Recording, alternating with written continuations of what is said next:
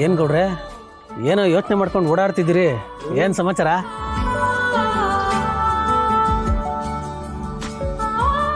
ಅಂದಂಗೆ ರಾತ್ರಿ ಅತ್ತಿಗೆ ಏನಾದ್ರು ಹೇಳಿದ್ರಾ? ಏನ್ ಹೇಳ್ಬೇಕಿತ್ರಲ್ಲ, ನೀವುಗಳು ಮಾಡಿದ ಕೆಲ್ಸಕ್ಕೆ ರಾತ್ರಿ ನನ್ನ ಜೀವನೇ ಬಾಯಿಗೆ ಬಂದಂಗಾಗಿತ್ತು. ಅಲ್ಲ ಕಣ್ರಲ್ಲ, ನಿಮ್ಮ ಅದಕ್ಕೆ ಬಂದು ಕೇಳಿಸ್ಕೊತವ್ರಂತ ನಂಗೊಂದು ಮಾತು ಹೇಳೋದಕ್ಕೆ ಏನಾರಲ್ಲ ಆಗಿತ್ತು ನಿಮ್ಗೆ. ಸದ್ಯ ನನ್ನ ಪುಣ್ಯಕ್ಕೆ ಮೇಡಮ್ ಅವ್ರು ಏನು ಕೇಳಿಸ್ಕೊಂಡಿದ್ದಿದ್ರೆ ಅಷ್ಟೇ ನನ್ನ ಕತೆ. ಗೌಡ್ರೆ ಕೇಳಿಸ್ಕೊಳ್ಳೋದು ಏನ್ ಬತ್ತು, ಆಲ್ರೆಡಿ ಎಲ್ಲಾನು ಕೇಳಿಸ್ಕೊಂಡಾಯ್ತು.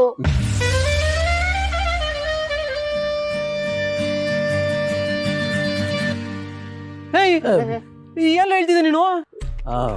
ಹೂ ಗೌಡ್ರೆ, ಅದು ನೀವು ರಾತ್ರಿ ನಿಮ್ಮ ಮನ್ಸಿನ ಮತ್ತೆಲ್ಲ ಹೇಳ್ಕೊತಾ ಇದ್ರಾ, ಅತ್ತಿಗೆ ಅಲ್ಲೇ ನಿಂತ್ಕೊಂಡು ಕೇಳಿಸ್ಕೊಂತ ಇದ್ರು.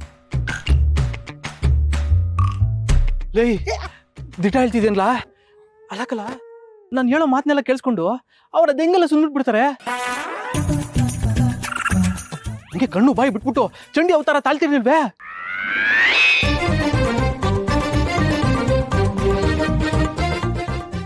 ಲೈ ನೀವು ನಾಟಕ ಆಡ್ತಿರ್ತಾನೆ, ನಾನು ನಾಟಕ ಆಡಿಸೋದಕ್ಕೆ ಅಂತ ಸುಳ್ಳು ಹೇಳ್ತಿರ್ತಾನೆ.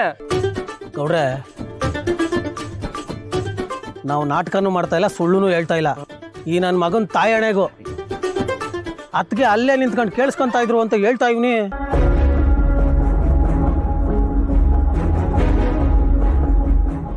ಏಯ್ ನಾನು ನಂಬಕ್ಕಿಲ್ಲ, ಹೋಗ್ರ ಸುಮ್ಕೆ.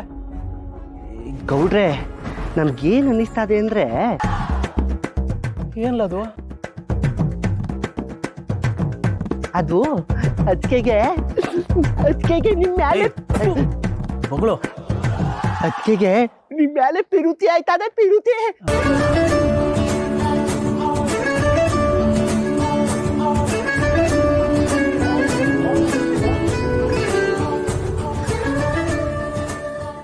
ಐ ಸುಮ್ಮನೆ ಏನಾರು ಹೇಳ್ಬಿಡಿ, ನೀವ್ ಹೇಳ್ದಾಗ ನಾನೇನಾರು ನಡ್ಕೊಂಡ್ಬಿಟ್ರೆ ಆಮೇಲೆ ಎಲ್ಲ ಹೇಳ್ಬಿಟ್ಟಾಗ್ಬಿಡ್ತದೆ.